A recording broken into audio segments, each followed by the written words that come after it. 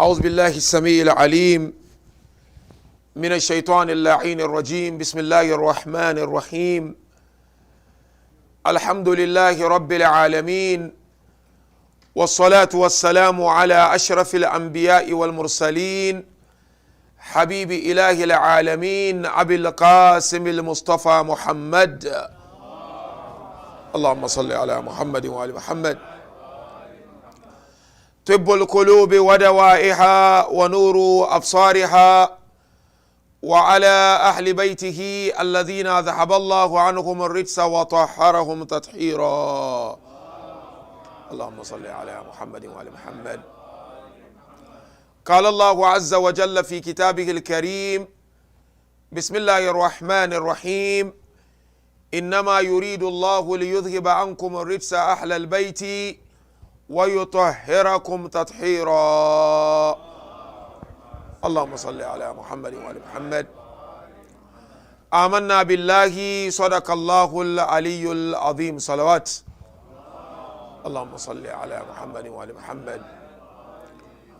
For the love of the Lady of Light, Fatima to Zahra, with the loudest of our voices, Sallu ala Muhammadin wa ali Muhammad. Allahumma salli ala Muhammadin wa ali Muhammad.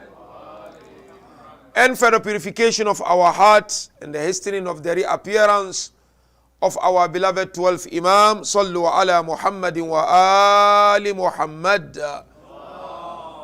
Allahumma salli ala Muhammad wa ali.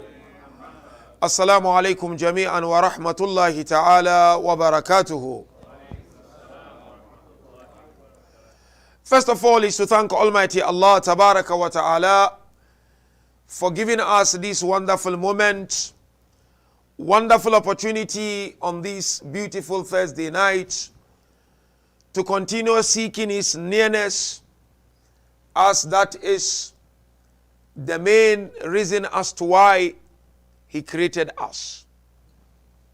We are all created, mu'minin and mu'minat, to seek Allah's proximity and to become neighbors to Him as our creator. We are, alhamdulillah, in these days and nights of Fatimiyya. And it is important we remind ourselves of the contributions of this great lady when it comes to the development or the growth of Islam. There is no Islam without the contribution of the Lady of Light. And that is why we have this beautiful tradition from our beloved 11th Imam, saying that we, the Ahlul Bayt, are the proofs of Allah over you, meaning you, our lovers and followers. But our beloved mom, Fatima to Zahra, she is the proof of Allah over us, Ahlul Bayt. So it is important we reflect on her contributions and to try as much as we can to take lessons from this great lady. You see, when you look at Islam, you realize that the main source of Islam is Quran, isn't it? And we are told in the narration that the heart of our beloved prophets is the container for the revelation of the Holy Quran. And the heart of Fatima to Zahra is the container for the secret of the Holy Quran. Secret of the Holy Quran is what is called ta'wil of Quran. The way angels went to our beloved prophets to reveal the verses of the Holy Quran, they went to Fatima to Zahra to reveal the secret of the Holy Quran. And Fatima to Zahra is no doubt the teacher of Ahlul Bayt when it comes to the secret of the Holy Quran. The verse I quoted earlier on is known to all of us. Quran 33, verse 33. We all know this verse. This verse is like the slogan for the lovers and the followers of Ahlul Bayt. This verse highlights on the profound virtues of Ahlul Bayt. What I seek to discuss briefly tonight, kindly pay attention, brothers and sisters, is lessons from the life of Fatima Zahra. There are so many lessons I and you can learn from the life of this great lady. And I seek to discuss this topic in two ways. Number one is to look at her growth. How was she born? And how did she grow? And what are the lessons for all of us to take on board from her birth and her growth? There are so many practical lessons that are relevant in our lives if we pay attention to the way and manner she was born and the way and manner she grew. And then the last stage of the examination is to look at her exemplary roles. As we enter into Ayyam Fatimiyya, it is important we do not just go to the majalis like that, but rather we attend each and every majlis prepared. When we attend this majalis prepared, believe me, my dear brothers and sisters, you will find each and everything mentioned relatable. And it will change your life, and it will change my life. We are the lovers of the Lady of Light. Who better to consider our role model than Fatima Zahra? She is the Kawthar of the Holy Prophet. And this title is given to her by none other than Allah. Allah wiped off the tears of our beloved Prophet through the arrival of the Lady of Light to this world. Allahumma salli ala Muhammad. Her birth and growth. Kindly please, as I said earlier, I want to pay attention, brothers and sisters. Take at least one lesson and go and reflect and seek to implement in your lives. You see, there is this beautiful tradition. I'm not sure if some of us heard this tradition before. It's a known tradition. But this tradition, brothers and sisters, says it all. When it comes to the birth and the growth of the Lady of Light.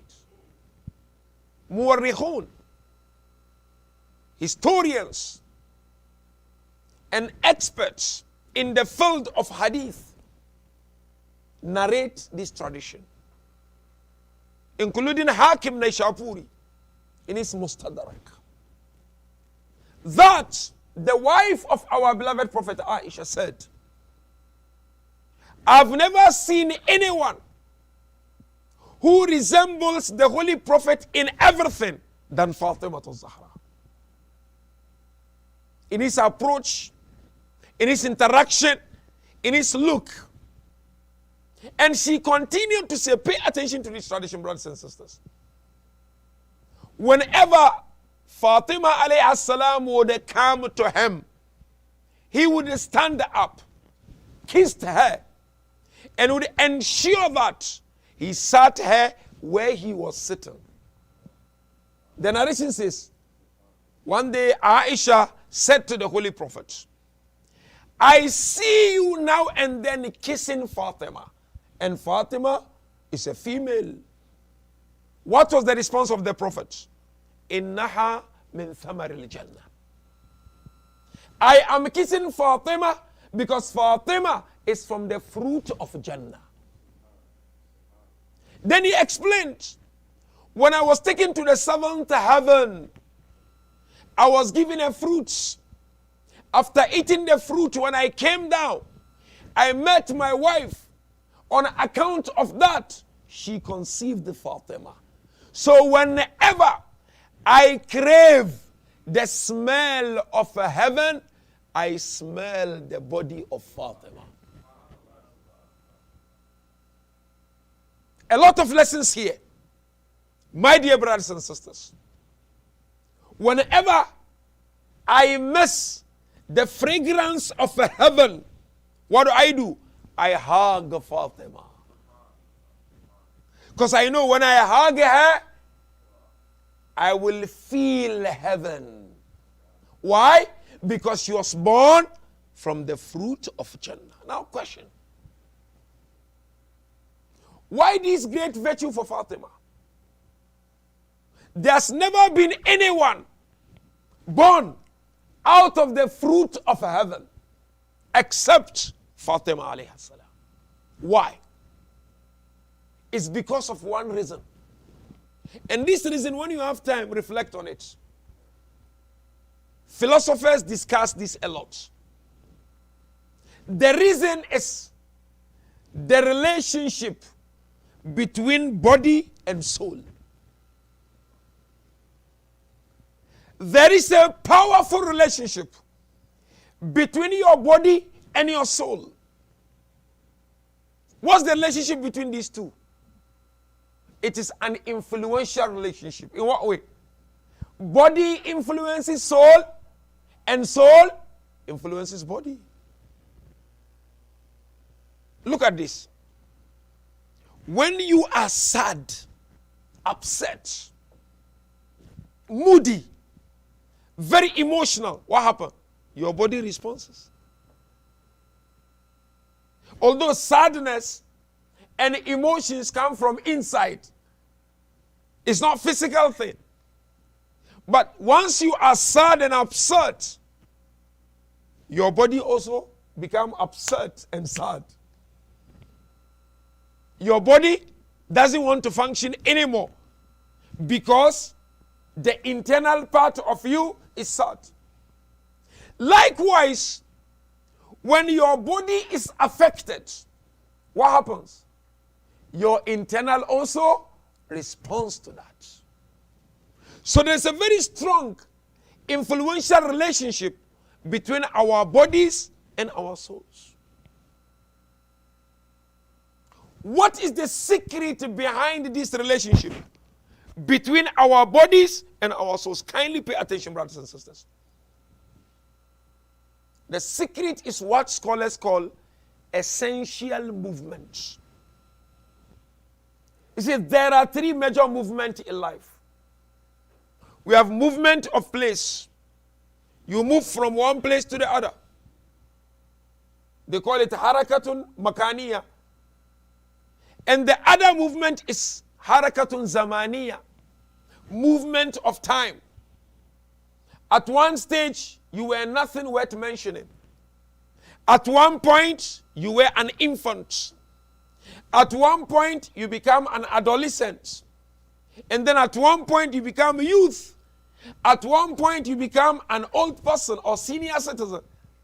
This is what scholars call movement of time.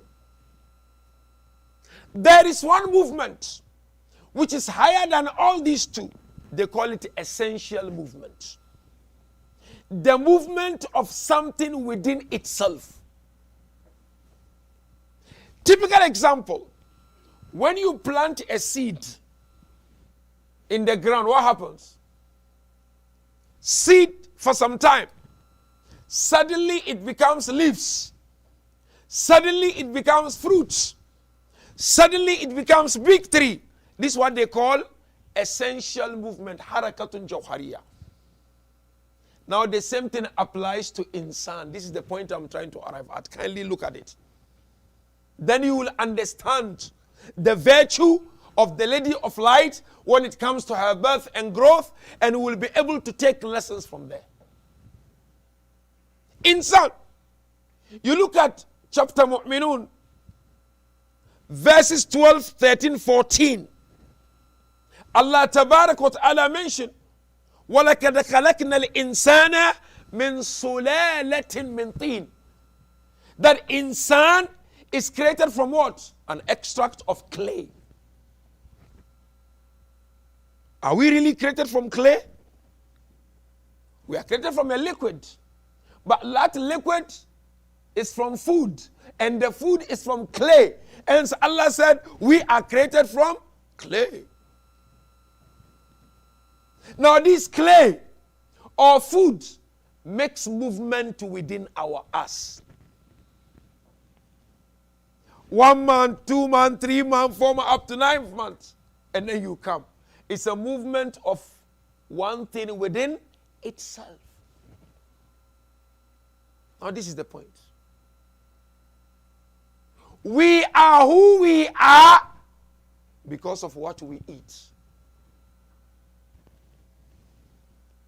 Food is so important in shaping our personalities and that of our children.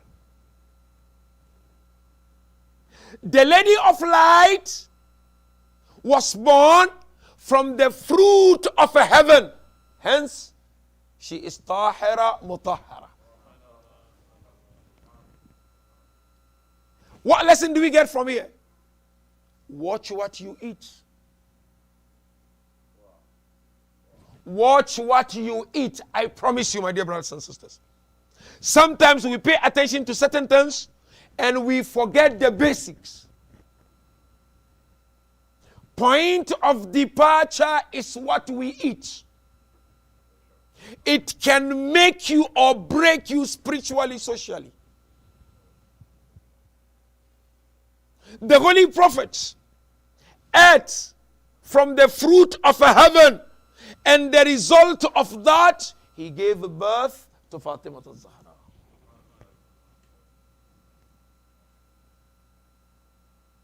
You want to have a good child? Look at what you eat.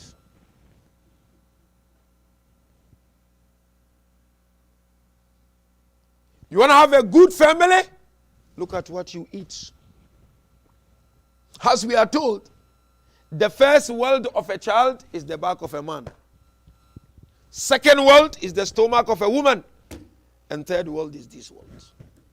What you eat can make you God-loving and can make your children God-loving. Look at Quran 2, verse 168. Allah said, Ya ayyuhan nasu, qulu mimma fil ardi halalan tayyiba. ولا تتبعوا خطوات الشيطان إنه لكم عدو مبين. Allah called all human beings. قولوا, he said, eat. مما في الأرض, of what is on the earth. Two qualities. حلالا طيبا. Eat what is lawful, but don't just eat only what is lawful. Eat what is good.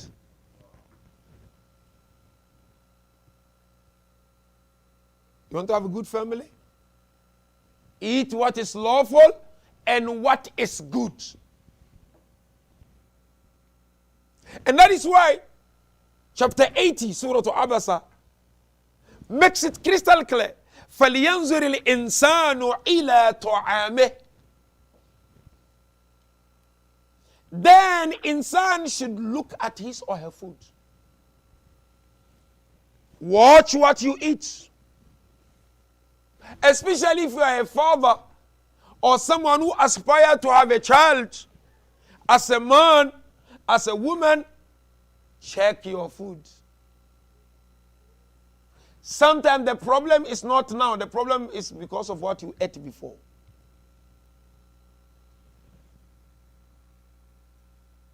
And that contaminated and destroyed things.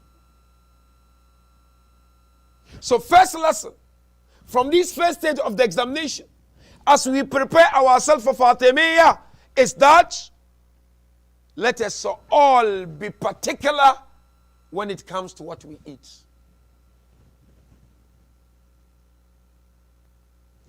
A drop of unlawfulness you take home takes you so many steps back.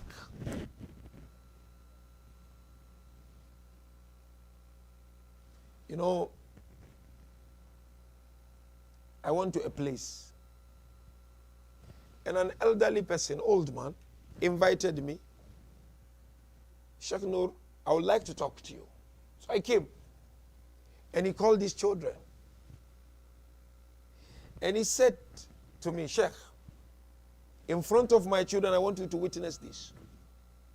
That whatever I fed them, up until the time they established themselves, I can guarantee, and Allah is witness, are all good and lawful. Can they guarantee their children?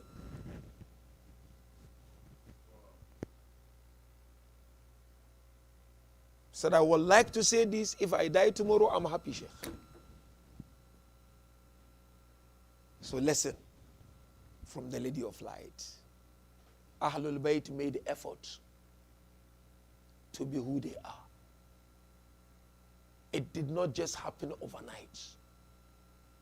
You can be praying every day, but if your food is not good, as per the teachings of Allah, you may not be able to climb that higher spiritual ladder.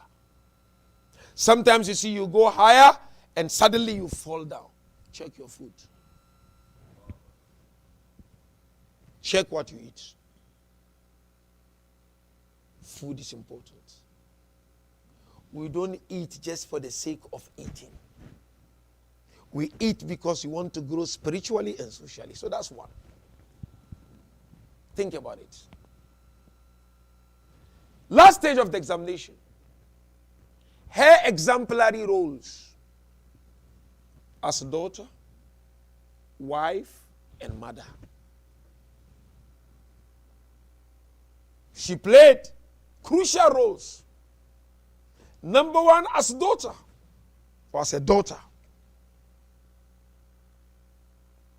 And number two, as a wife. And number three, as a mother.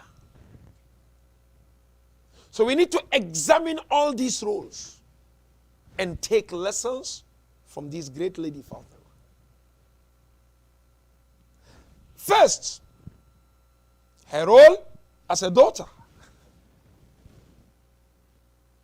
The first question that comes to mind is what? Especially to all of us who have daughters or sisters or aunties. How do we relate to them? How do you relate to your daughter? How do you relate to your sister?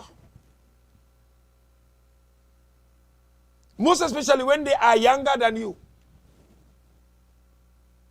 There are two ways we can relate to our daughters. One way is to literally do everything for them. Spoon feed them. But the other way is to help them grow and develop their capacity. Our beloved prophets, sallallahu alayhi wa alihi, Allahumma salli ala Muhammad wa ala Muhammad, developed the capacity of the Lady of Light. He showed her the way. He did not catch the fish for her, but he showed her how to catch the fish. Our beloved prophets developed the thinking capacity of the Lady of Light. He developed her capability to exercise her God-given choice properly. And there are so many examples from the life of this great lady when it comes to a relationship with her beloved father. The known one to all of us, because of that relationship and because of how he brought her up, the holy prophets, before every journey, every trip of his, the last person to talk to would be Fatima, isn't it? And after every trip, the first person he would speak to would be who? Fatima. There wasn't anyone who understood and appreciated the pains of the Holy Prophet than Fatima. That is why he referred to her as Ummu Abiha. Because she wiped off his tears. She cleansed the blood on his back. When they would throw the intestines of an animal on the back of our beloved Prophet, the one who would clean it would be Fatima. He brought her up in such a way that she was properly developed. Even look at when it comes to her marriage proposals. He knew Amir al-Mu'minin was the best. But what did he do? He called her and he asked her, these are the proposals. What's your take, O Fatima? What was her response? She said, so long as Allah and His Messenger are happy, I'm happy.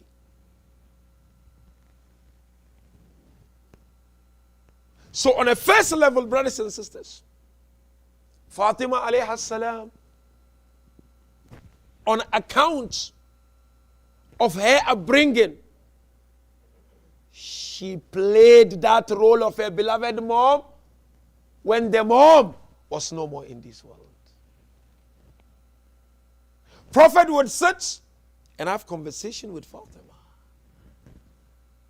Prophet would sit and ask Fatima, what do you think? That's one. Her role as a wife. The wife of none other but Amir al-Mu'minin, isn't it? Now I want to ask all of us a question. Especially those of us who are in marriages or aspiring to get married. How do you measure the success of your marriage? When can you confidently say, I've achieved success in my marriage? There are three opinions. The last opinion is what we learned from the Bibi, which I will share inshallah.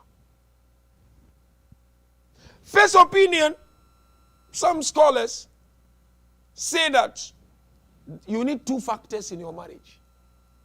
When those two factors are met or found in your marriage, then you can confidently say you have achieved success in your marriage. The first factor means what? Happiness. Second one, trust. So when you are with your wife or your husband and you are happy and you trust one another, success. But there are those who are happy but they don't trust. Isn't it? There are people that say, Alhamdulillah, when we are together, I'm happy, but I don't trust him. No, somebody will come and say, when we are together, I'm happy, but I don't trust her. So the first opinion is that, no, there is trust and there is happiness. Second opinion as to what constitutes success in marriage is that my husband or my wife is able to take care of my natural inclination.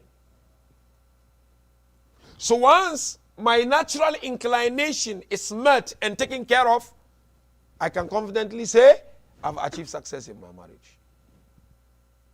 But come to the house of Amir al-Mu'minin. This is the point I would like to draw your attention to. What constitutes marital success? From the family of Amir al-Mu'minin, from the Lady of Light. It's before you get into marriage. Try to identify why marriage. And when you get in, try to achieve the why. Once you achieve the why, then you can regard and consider yourself as somebody who has achieved success in marriage. Why marriage? It's to build civilization. It's to build a healthy community. It's to build a healthy family. It's to develop a strong, healthy community. That's why we're getting married.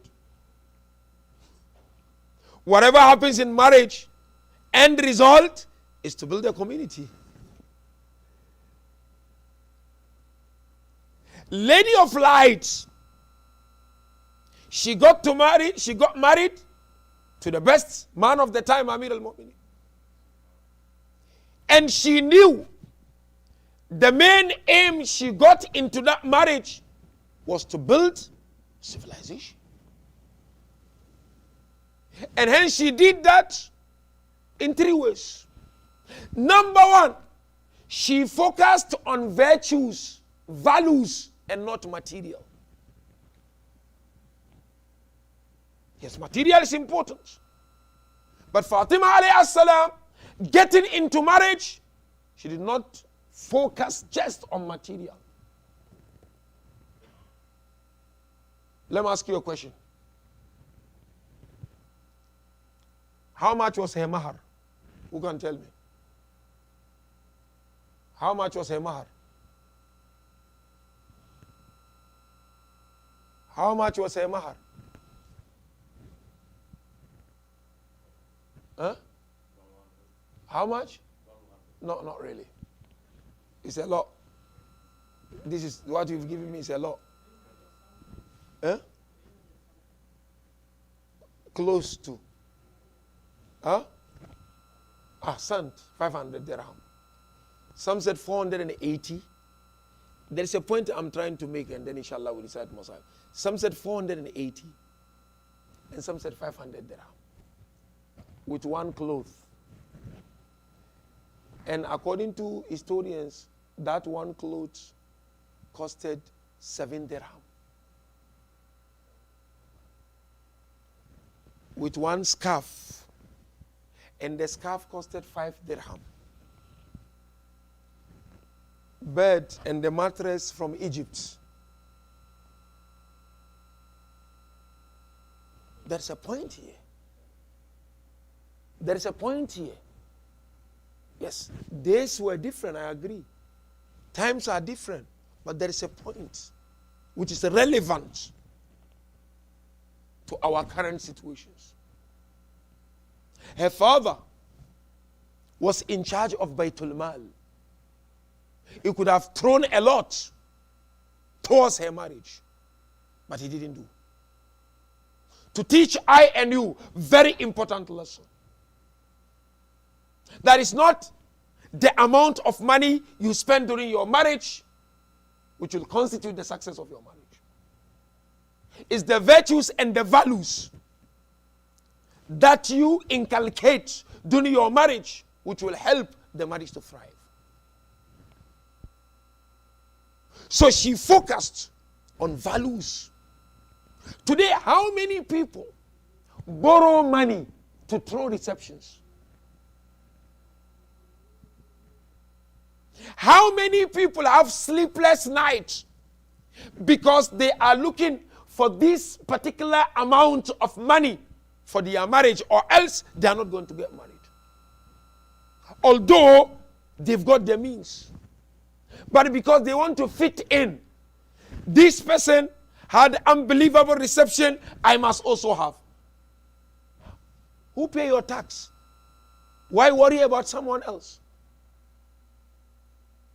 Let's follow the footsteps of Fatima. Go according to your means. As they say, cut your coat according to your size. So the first thing she did was what? She focused on virtues, on values. Love for Allah. Love for the Holy Prophet. Love for Ahl al-Bayt. Being fair. Being just. Being kind. She focused on that. Hence, she gave the world Imam al-Hassan, Imam al-Hussein, Sayyida Zainab, Sayyida Kulthum. She gave this world these personalities. Don't you want to give something and leave a legacy? We all want to leave an amazing legacy. Yes, these are ma'asumin, but they are our role models. We have to follow and emulate. So remember, she focused on values and not material.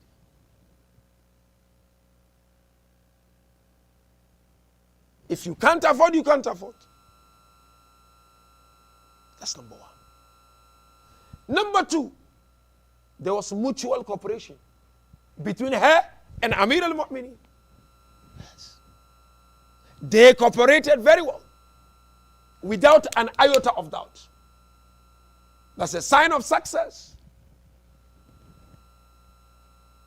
Imam would consult her and she would consult Imam. Imam will empathize with her and she would empathize with Amir al-Mu'mineen. They cooperated, brothers and sisters. So when there is no cooperation in our relationships, we cannot regard that relationship as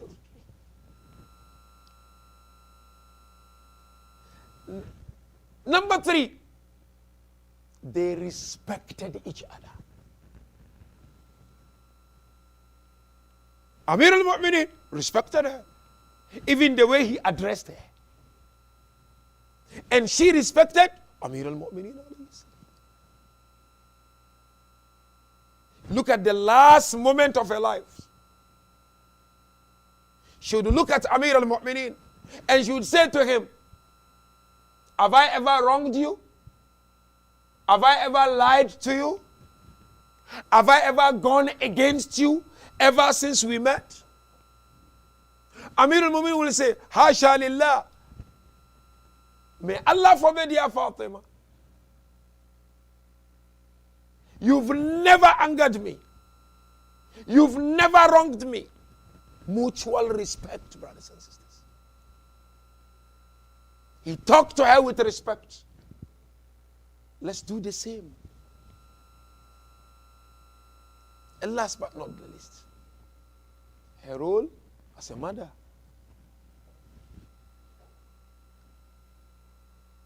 Fatima played crucial role as a mother.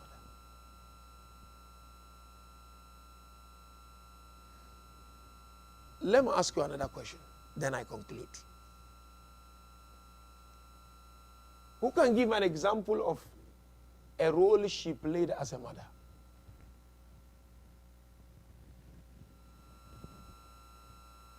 I know she gave birth to Hassan, Hussein, I know that. Sayyida Zainab, Kulthum, I know. Give me a typical example, practical example of her role in her children as a mother.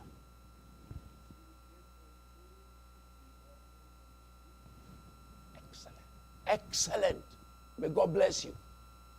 We always hear this. He said, she would give her food to the needy. She did that by teaching her children. We know it. Quranic verse was revealed in this regard. When Hasanain were not well, she pledged, she made another, that when they are cured, will fast for 3 days to thank Allah. They were cured. They fasted. You know, all of you know this story. First night, while they were waiting to break their fast, needy person comes. Some said it was an angel. Second night, needy person came. Third night, needy person came. They gave everything. Then what does the verse? إنما نطعمكم لوجه الله لا نريد منكم جزاء ولا شكورا. She taught them. These are masumin. That's a role as a mother. She led by examples. What other role? what other role? Who can remember? She played in her children as a mother. Number one, she taught them to be charitable, to do charity. I agree, 100%. Number two, respect. Ahsant. You have to respect. Even if you are to deal with an unjust person. Deal with the unjust in a respectful manner. You saw the way she went to the mosque. Imam al-Hassan on the right, Abu Abdullah on the left, and she rendered that powerful sermon of Fadak. But of course something happened.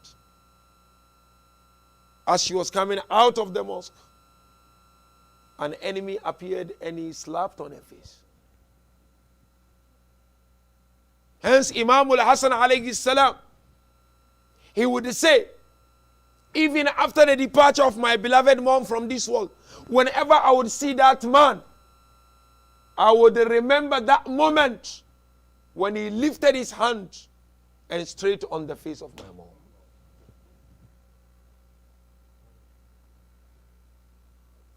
So respect she taught them. The other lesson she taught her children, practical lesson, is that don't forget your neighbor. You remember that? Don't forget your neighbor. She would first pray for the neighbor before she would pray for the people of the house, isn't it? And Imam Hassan al-Mujtaba alayhi salam would ask her, and she would say, Al-Jaru thumma ad-dar. So Salamullahi alayha, she prayed for her neighbors before she prayed for the people of the house. What lesson? Selflessness. She taught her children to be selfless. And last but certainly not the least, she taught them Quran. These are masumin. But she would send them, go to the mosque of my father. Sit where Quran is being recited. Hassanain would go now and then, and they would sit and listen to the recitation of the Holy Quran. When they would go home, you know what she would do?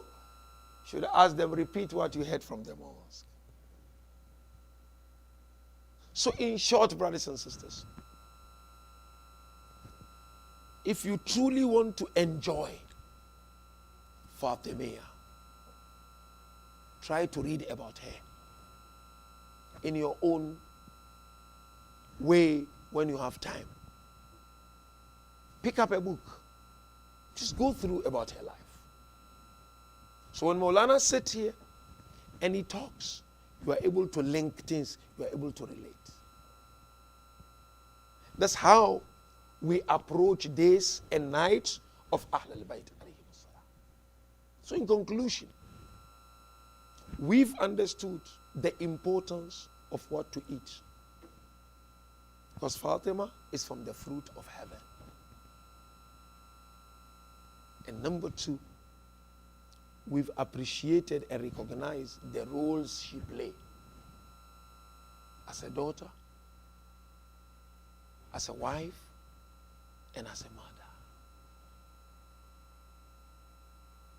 Now, I would like all of us to take our hearts to the holy land of Karbala. And let us remember how Ali al-Akbar alayhi salam represented the Lady of Lights on the 10th day of Muharram.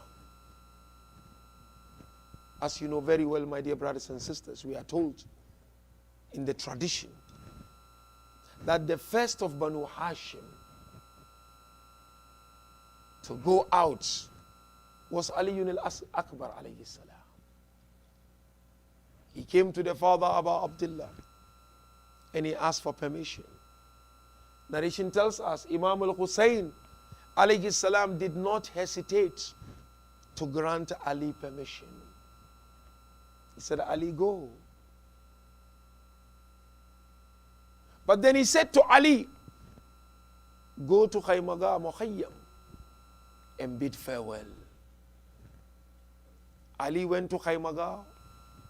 He bidded farewell. His beloved mom, Layla, was there. Sayyida Zainab was there. The daughters of the Holy Prophet were there. Ali bidded the final farewell. He came out. When he came out, he hugged Abu Abdullah al-Husayn and he headed towards the battlefield. One narration tells us Imam al-Husayn would walk slowly behind Ali. Suddenly Ali realized that the father was walking behind him. He stopped and he said, oh father, haven't you granted permission? Abu Abdullah looked at Ali al-Akbar and he said to him, oh Ali, may Allah never show you a moment where you know when your son goes, he will not come back again. He hugged him. Both of them began to cry. And he said to Ali, go. But we all know what happened.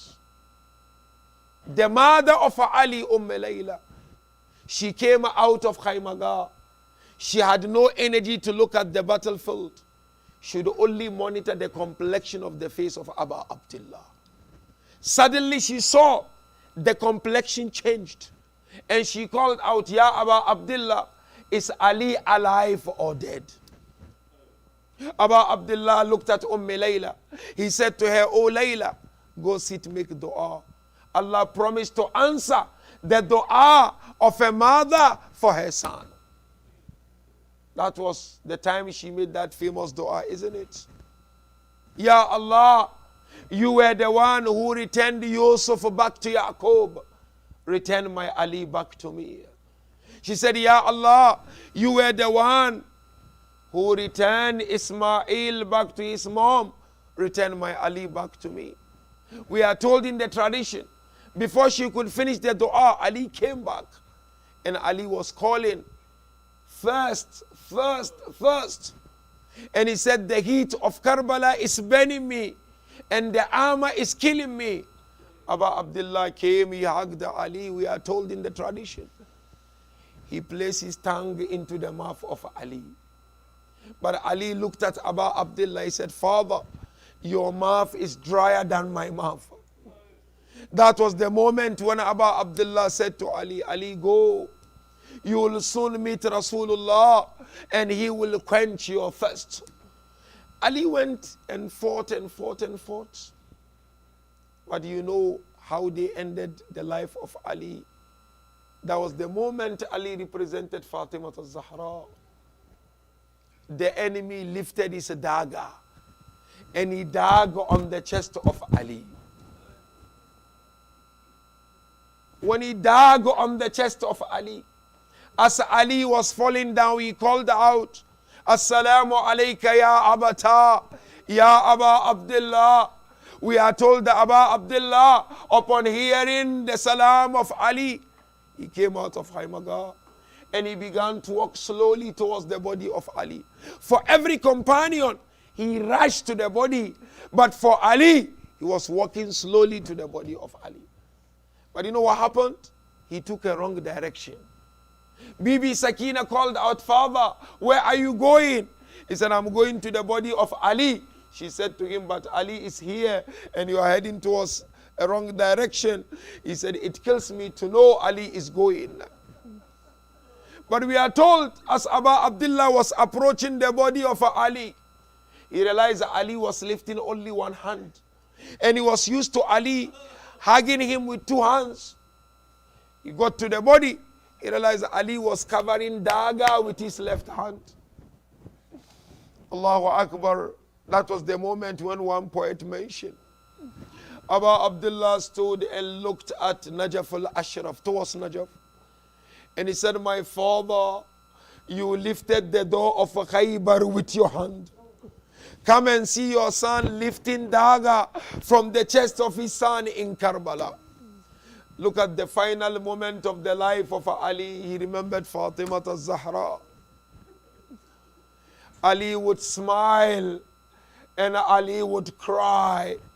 Ali would smile and Ali would cry. Ali, why are you smiling and at the same time crying? Ali said, I'm smiling because I see Rasulullah. But Ali, why are you crying? Said, because I see Fatima slapping on her cheeks. Fatima was present in Karbala. In whatever form, Fatima, she was there in Karbala. And hence each and every step of those sons of Rasulullah and the sons of Fatima, they would remember Fatima al-Zahra. That is why we are told on the day of Qiyamah, all those who wept or weep for Abu Abdullah and the martyrs of Karbala, Fatima will intercede on their behalf on the day of Qiyamah. Inna lillah wa inna ilayhi raji'un. Wa saya'lamu alladhina zalamu ala Muhammad ayya munkalabin yankalibun wal akibati lil muttaqin. Al-Fatiha. Bismillah.